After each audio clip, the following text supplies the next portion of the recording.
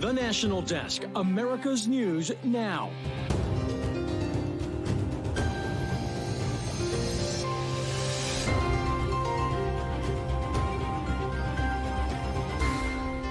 It's election day for millions of Americans. Even in an off year, the results could have lasting effects on the country.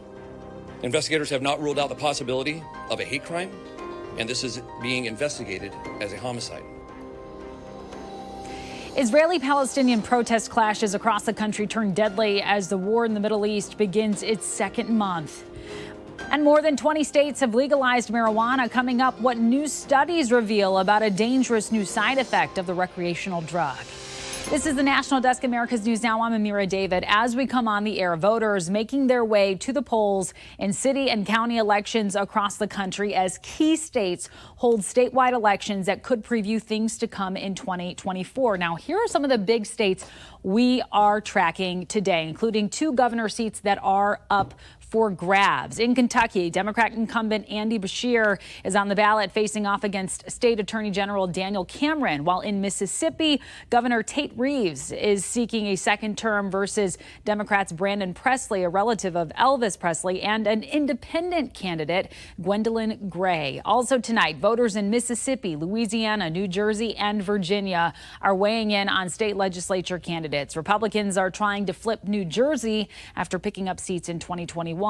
While Democrats hope to recapture Virginia after losing control for the first time in a decade 2 years ago. Republican Governor Glenn Youngkin spoke today about the need for voter turnout. We launched early voting because I was tired of seeing Virginians come to the polls on the last day and see Republicans behind by tens of thousands of votes, when in fact everybody wants to vote. And so we've invited everybody to vote early. We had really good turnout. We've seen a major difference. In Ohio, all eyes are on a state constitutional amendment to establish the right to abortion. If passed, Ohio would be the 7th state to enact the right following the Supreme Court overruling a Roe v. Wade. This comes as other Republican-led states move to ban or deeply restrict abortion access. Nationally, according to a CBS YouGov poll, 51% say Republican Party policies to restrict abortion go too far, while 29% believe they are the right approach, and 20% don't think they go far enough. And stick with the National Desk as results come in tonight. We're going to cover all of these races for you. You can track it on air with us or online at thenationaldesk.com. And of course, during our evening show, and you can check your local listings for times on that. Meantime, tonight, a total of 400 Americans and their families now out of Gaza and in Egypt as Israel's military campaign widens against Hamas in the wake of the October 7th attack, which happened exactly a month ago. Right now, Israeli forces surrounding Gaza City, announcing plans to take, quote, security responsibility for an indefinite period after the war ends, signaling it plans to occupy the Palestinian territory while it seeks to root out Hamas and its underground operations. Israel's Benjamin Netanyahu today doubling down on his refusal to consider a ceasefire until all hostages are released. This as casualties in Gaza mount with limited means to help the wounded as an ongoing siege on the Strip continues. Today, a World Health Organization spokesperson saying some doctors are performing operations there, including amputations without anesthesia. The situation there growing more dire by the minute. Today, the IDF releasing this video showing aid trucks, it says, are being allowed into Gaza with medical supplies, citing 665 trucks cleared for entry since yesterday. But aid workers say more water, fuel, and food is still desperately needed. And it comes as the risk for more carnage grows, with fears of a deepening Mideast conflict becoming more real. Hezbollah attacks are now reaching the deepest they have into Israeli territory since the 2006 war, as Iranian-backed groups launch an array of attacks on American targets. Hezbollah leadership warning that their growing attacks are meant to send a clear message that there will be serious consequences with a Gaza expansion, while Netanyahu had this to say. If Hezbollah is choosing to enter the war, they would make the biggest mistake of their lives. As war continues in the Middle East, tensions rise here in America. In Los Angeles, a 69-year-old Jewish man died after he was struck at a protest, causing him to fall and hit his head on the ground. The nature of the altercation remains under investigation, but some reports indicate before he fell, Paul Kessler was hit with a megaphone by a pro-Palestinian protester during a confrontation between pro-Israel and pro-Palestinian demonstrators. His death is being investigated as a homicide and possible hate crime. Meantime, in Arizona, a man was arrested and charged with federal crimes for allegedly threatening to execute a Scottsdale rabbi and, quote, every other Jew he could find. This as authorities investigate a series of threats against synagogues in Seattle, citing suspicious letters containing white powder or crystal-like substances. So far, 4 synagogues have been targeted. Hazmat crews have not identified the powders to be hazardous. And in Stanford, California, Highway Patrol now searching for a hit-and-run driver who struck an Arab Muslim Stanford student in what is now being investigated as a hate crime. The student, Abdul Wahab Omira, now hospitalized, saying before the incident, the driver looked at him and yelled an expletive, followed by "you and your people." In North Carolina, 2 deputies are in serious and critical condition after being shot while they were trying to serve a warrant in North Carolina. Robeson County Sheriff says his department had been looking for the suspect, identified as Sean Tobin Locklear, for weeks for removing his electronic monitoring device. After Locklear shot the deputies, he stole a patrol car and ran over one of the deputies' legs. And Capitol Police found and arrested a man with an AR-15 on Capitol grounds today near Senate office buildings. The man was in a parked car when approached by Capitol Police. They said there is no current threat to the area. The Capitol Police do not have a motive behind the incident just yet. There is some indication that he may be dealing with some mental health issues. We don't know that. We don't know why he was in the park with a gun. He made no statements as to why he was here or what he intended to do. And this is the second time guns have been found on Capitol Hill in the last few days. On Sunday, 2 armed criminals were arrested when they crashed a stolen car into Capitol Hill complex barricades. Officers confiscated 2 handguns with a giggle switch to turn them into automatic firearms. Meanwhile, the prosecutor in charge of investigating Hunter Biden testified before Congress today behind closed doors to address Republicans' concerns over how the case is being handled. National correspondent Kayla Gaskins joining us now from Capitol Hill. A rare moment on Capitol Hill Tuesday as special counsel David Weiss answered lawmakers' questions behind closed doors about his 5-year probe into Hunter Biden. Weiss is a very strong witness, very credible witness. It's highly unusual for a special counsel or any prosecutor to answer questions in the middle of an investigation. In a statement following the hearing, Weiss said he appeared voluntarily to address misunderstandings about the scope of my authority to decide where, when, and whether to bring charges. Do you solemnly swear or affirm that Weiss's autonomy in the Hunter Biden case coming under intense scrutiny after IRS whistleblowers alleged the president's son got a sweetheart deal and that the DOJ blocked special counsel David Weiss from bringing more serious charges. I watched United States Attorney Weiss tell a room full of senior FBI and IRS senior leaders on October 7th, 2022, that he was not the deciding person on whether charges were filed. IRS whistleblower Gary Shapley claims during their investigation into Hunter Biden, the DOJ refused to let them follow leads involving Joe Biden.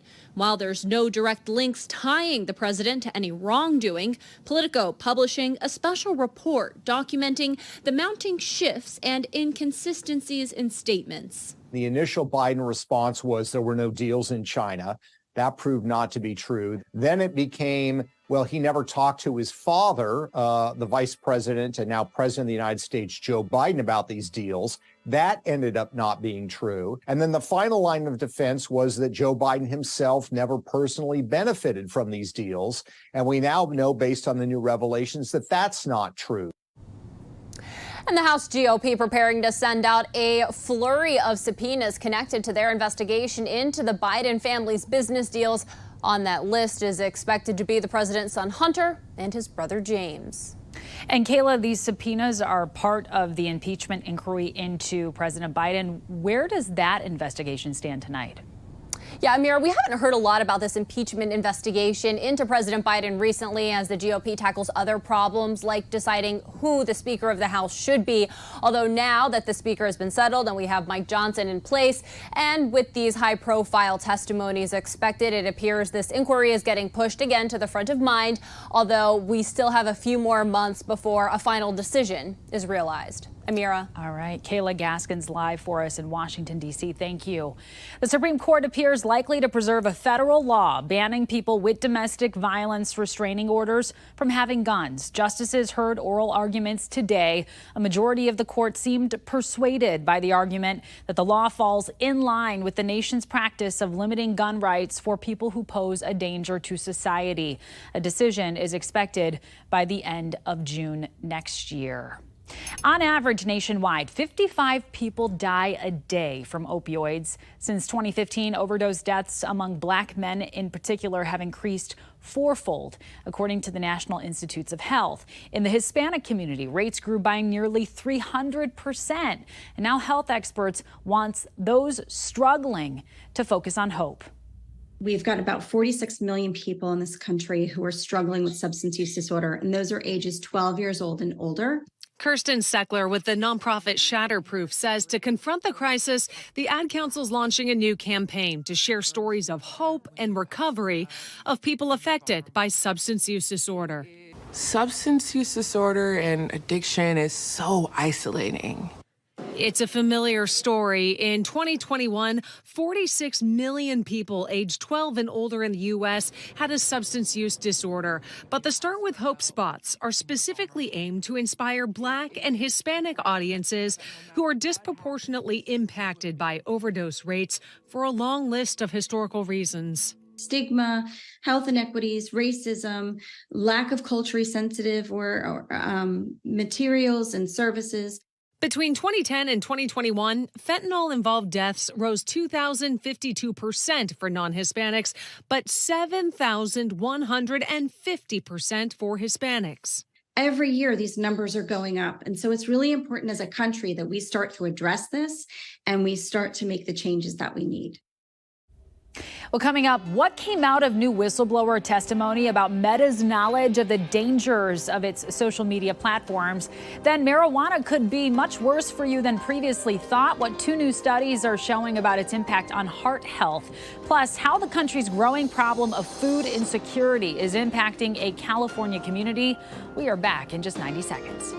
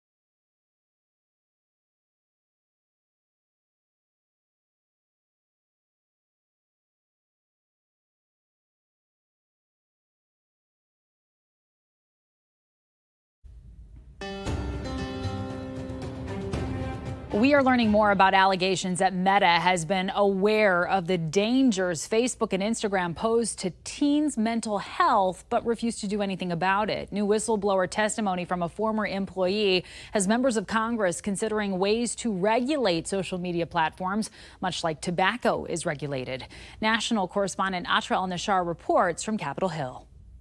Starting in 2009. It was Arturo Bejar's job at Facebook, now called Meta, to find ways to make Instagram and Facebook safer for kids. It's time the public and parents understand the true level of harm enabled by these products. Appearing before the Senate Judiciary Committee Tuesday, Bejar shared 3 conclusions. 1, Meta is aware the harms kids experience on their platforms, and executives know their policies fail to address them. He says a 2021 Instagram survey found a third of 13 to 15-year-olds experienced unwanted sexual advances. 2, Bejar says there are actionable steps Meta could take to address it. And 3, they are choosing to not tackle the issue. Mark Zuckerberg, did he reply to you? He did not reply. Did he meet with you? He did not meet with me. Bejar says when he left the company in 2021, he hoped they'd act on his concerns. Yet years have gone by and millions of teens are having their mental health compromised. In response to Bejar's accusations, a Meta spokesperson says, every day, countless people inside and outside of Meta are working on how to help keep young people safe online, and points to their dozens of safety tools for families, including ways to supervise a child's account. As for why executives aren't doing more, Bejar says there's no incentive for them to change. In Congress, there's a push to change the law so social media platforms are liable for harmful content, and to pass legislation requiring them to be transparent about internal data, like what was revealed by the whistleblower. If this becomes expensive to them to continue this outrageous conduct, then they may pay closer attention. Half a dozen bills on the issue have been passed out of the Senate Judiciary Committee, members growing impatient, waiting for them to be brought up for full Senate votes. On Capitol Hill, I'm Atra El-Nashar for the National Desk, America's News Now. Atra, thank you. Republican presidential campaigns are heating up ahead of tomorrow night's debate. Nikki Haley has a new out today attacking Ron DeSantis over energy policy. Meanwhile, a new memo from DeSantis's team argues Haley and others are only increasing the chances of a Trump nomination. 5 candidates will participate in the event tomorrow at 8 p.m. Eastern time. Former President Trump, he does not qualify because he won't sign a pledge to support the nominee if he loses. Americans now owe more than $1 trillion in debt, in credit card debt to be specific. That's according to the Federal Reserve of New York, which finds balances spiked by $154 billion year over year. That is the largest increase we've seen since 1999. As expected with that level of rise, credit card delinquency rates also rose, especially among millennials. Americans are feeling the Federal Reserve's rate hikes. The average annual percentage rate has topped 20%, an all-time high. And Nike now going after New Balance and Skechers, claiming some of their shoes misuse Nike's patented Flyknit technology. New Balance said Nike does not have the exclusive right to make shoes with methods that have been used in the industry for decades. Skechers did not immediately respond. Nike previously sued Adidas, Puma, and Lululemon for the exact same thing. Well, some actors in the union are not happy with the Hollywood studios' latest offer. Studios say they gave, quote, the last, best, and final offer over the weekend for negotiations with the union. The union says there are a few major issues that the two sides have not agreed on yet. One actress says artificial intelligence is a big factor in the deal. The AI is to cut costs and funnel more money to the top. So when people say, oh, why are you still striking? There's no hair and makeup artists if there's no actor who needs it. If everything goes AI, the rest of the jobs fall away. Yeah, and the strike has been going on since mid-July. A word of caution today from the American Heart Association about the use of cannabis. As medical reporter Liz Bonis explains, 2 new studies just released on cannabis use say pot may be extremely hard on the heart. Hey there, everybody. These studies show marijuana use increases the risk of having a heart attack, heart failure, and a stroke. Nobody is quite sure if one form of marijuana delivery into the body is more harmful to the heart than another. But Dr. Lauren Wold, a specialist on the impact of the environment on the heart at the Ohio State University Wexner Medical Center, told me, we're really just starting to understand the role that cannabis use can play on cardiac disease. These studies, however, give us new insights into its possible role. One study showed people who reported daily marijuana use had a 34% increased risk of developing heart failure compared to those who reported never using marijuana. This risk was the same regardless of age, sex at birth, or smoking history. The other one of the first to look at older adults who use marijuana. It found older adults with any combination of high blood pressure, type 2 diabetes, and high cholesterol significantly increased their risk for a major acute heart event or brain event while hospitalized. This compared to those who reported not using marijuana at all. Do we know why? We unfortunately don't. We don't know the reasons for why cannabis is having this effect on heart function, and also why it's having an even worse effect on those that have pre-existing conditions. While more research is needed, seeing a cardiologist if you are a regular cannabis user can help determine if your own heart is at risk. I'm medical reporter Liz Bonus. Back to you. Liz, thank you. Coming up, hunger is a growing problem in the United States. How a California food bank director says that's affecting her community.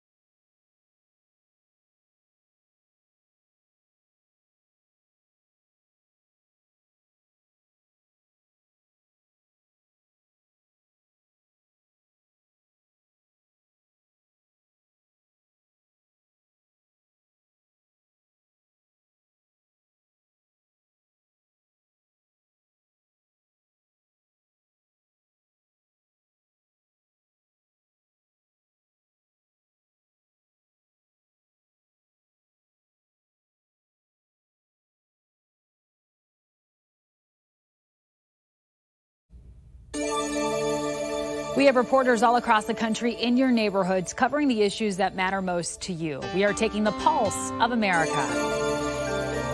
The need for food is growing across the country, according to a new government report. In 2022, while 87% of Americans had stable access to food, 17 million households dealt with food insecurity. That was up by almost 4 million households from the year before. The director of the Shasta County Food Bank in California says this increase is being reflected in her area. So we are seeing an increase in the number of people that are attending distributions. And that's been the case for the past 6 months. We've had a steady rise of about between 19 and 24% increase in the number of people that are reaching out for services. She said she expects that number to continue rising as we move into the holiday season and needs increase, especially for families with kids. Here at this clinic, we offer a broad range of services. Dr. James Lee Hoover is on a mission. It is something of a calling, frankly. Dr. Hoover, a licensed clinical psychologist, was hired as the first veteran suicide prevention psychologist for the South Texas VA. And since his arrival back in 2019, our program has grown exponentially. With a staff of 12 suicide prevention providers, their job is to monitor and support veterans in need of advanced care. The VA has a mechanism by which we assign a patient record flag for high risk of suicide. Or let's say a veteran goes and sees a doctor for an issue with their back or an infection. Dr. Hoover says one of the main goals is to get the word out to all staff across the VA healthcare system that suicide prevention is everyone's business.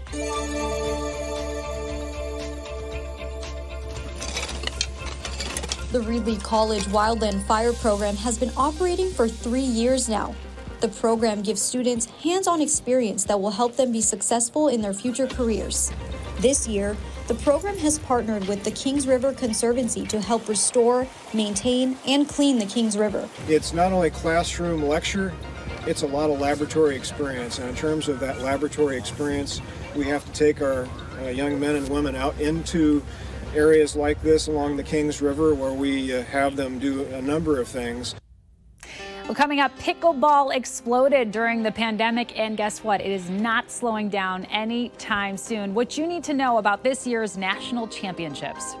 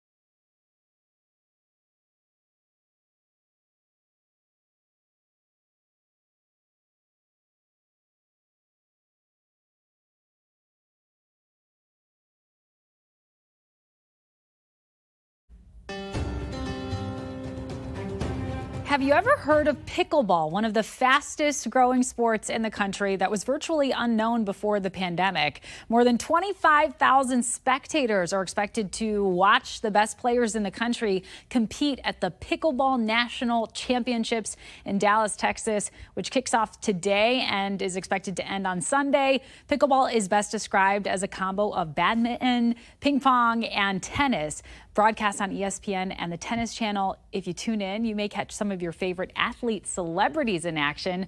Dirk Nowitzki, Jason Kidd, and Tony Romo all planning to compete. Very exciting.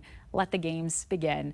That does it for this edition of the National Desk. We do invite you to join us again this evening as we have all the latest coverage on tonight's election results. Just check your local listings. I'm Amira David. Thanks so much for watching. Have a wonderful night.